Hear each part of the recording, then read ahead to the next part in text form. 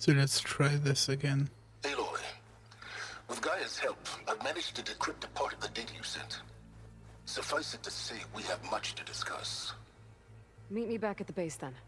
My room. Very well.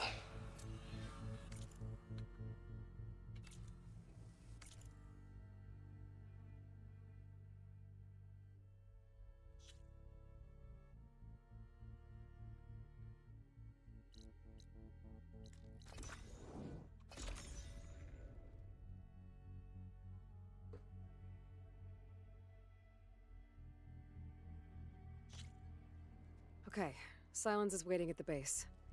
Beta and Gaia, too. As for everyone else, I should let them focus on their own missions. Get them up to speed on the Burning Shores another time.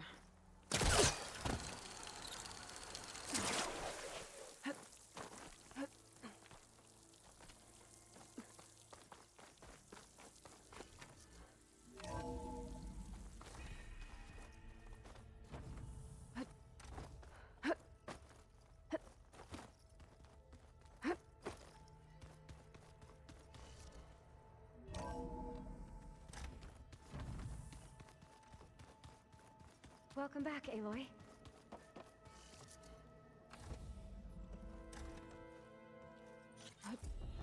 Oh, Silence? We might thaw that icy heart of yours yet. Now let's see what he found.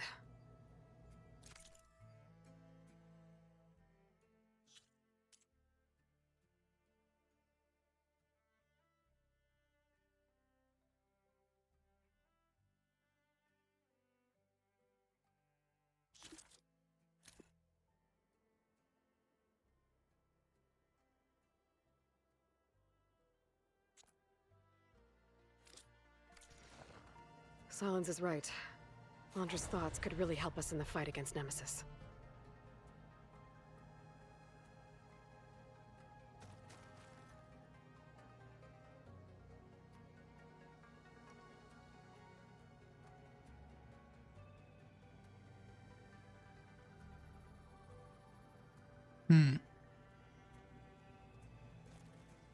You know, I have this sneaking suspicion.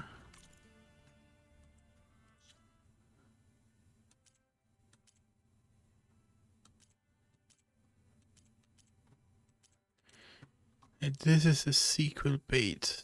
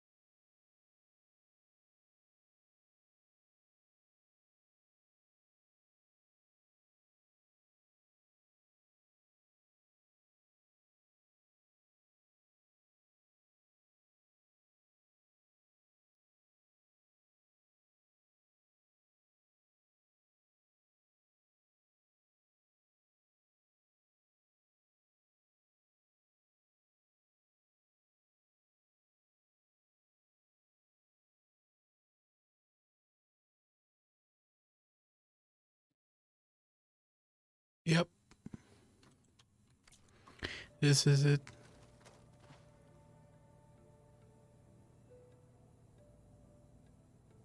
Wow.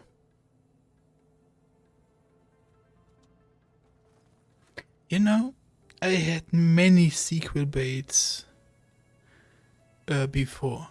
Like one of the worst one is in an anime called Solo Leveling, where in the last episode the character gets locked up with an impossible challenge, and as a reward for that challenge, he unlocks something absolutely insane. And then there is an epilogue from someone like a king or a duke that in times like these, where humanity seems hopeless or not evolving fast enough, that in these times, after a long time of pain, there will be a game changer.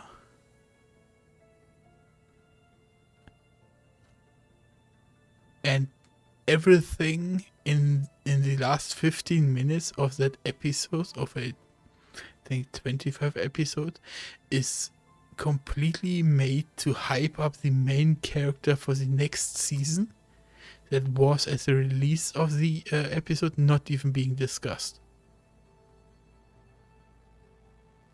I hate that shit. Oh yeah, let's hype people up for something that isn't even planned. The next closest one is also an anime called No Game No Life, where they hint at this huge world with all of these godlike beings that manipulate fate and everything. Ooh, then the story is over. Here we are literally getting an ending that is more than enough. That is satisfying. And then we get put a piece of paper in our hands where in big letters it says, this is happening next game. And not even thank you very much. It's just wow.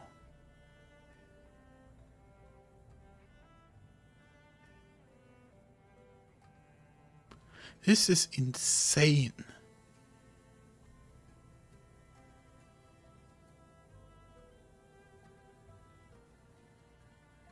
This is absolutely fucking insane.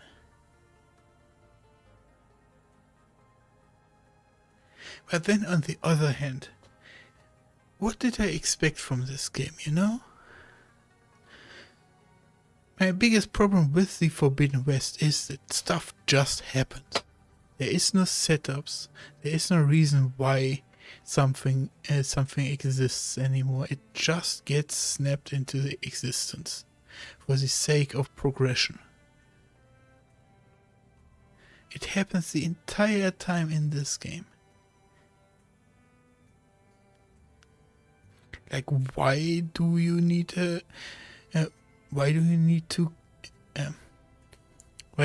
to cross to subdue Hephaestus?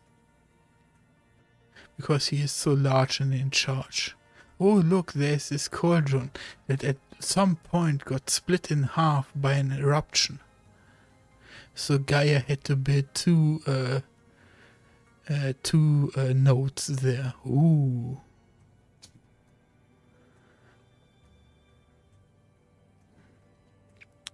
This kind of stuff you want to trinkle in little bits in between the main storyline. And then have a big reveal moment.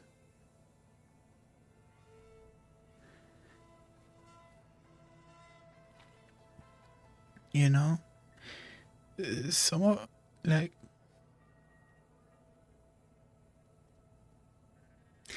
the problem with stories that does those things incredibly well, to an absolutely mind-blowing level, you cannot give those examples without spoiling that story. Like stories from the first Saw movie.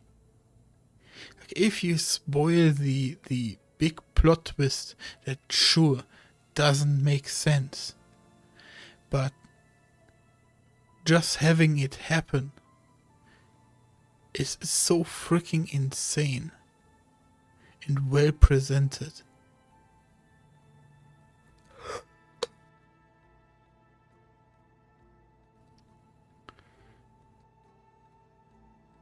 This game literally gives me nothing to think about. And the DLC doesn't even give me a warm fuzzy feeling at the end. it's even worse. It gives you that feeling, and then it tries to grabs you with an attempt of intrigue and leaves you empty-handed. Like, this is it.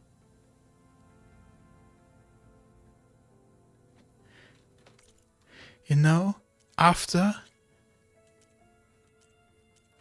like, the game should have ended right here. And we would have had the same setup. We would have had the same setup at exactly this point. The only info we would not have at this point in time is a hint at possible weapons or mechanisms that would help us against the new enemy. This point, you come out of the cutscene where everything is resolved. And you are at the same point of just like the first game, where you can just explore the world for what it is, because you're done. And if you want, you can replay the end mission, which gives you also a statistic to see how much better your equipment has become with the extra node farming, the extra monster hunting, and especially after the DLC from the first game, how insane the new weapons are. Because fuck it, why not? It gives you this last mission that is an absolutely a slaughterhouse. And you just see these massive differences in stuff you have acquired. It gives you a reason to redo the ending, basically, to keep a few more hours in this game. It gives you a target. What does this game?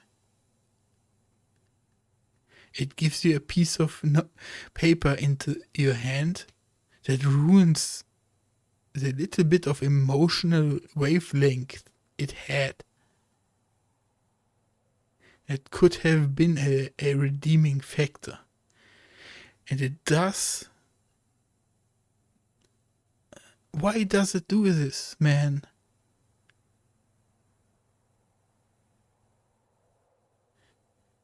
It's literally like the shortest video I found was 2 minutes 45 seconds of content. They would have cut and they would have probably get 2 points more on his scale for intriguing storytelling or whatever. Bruh.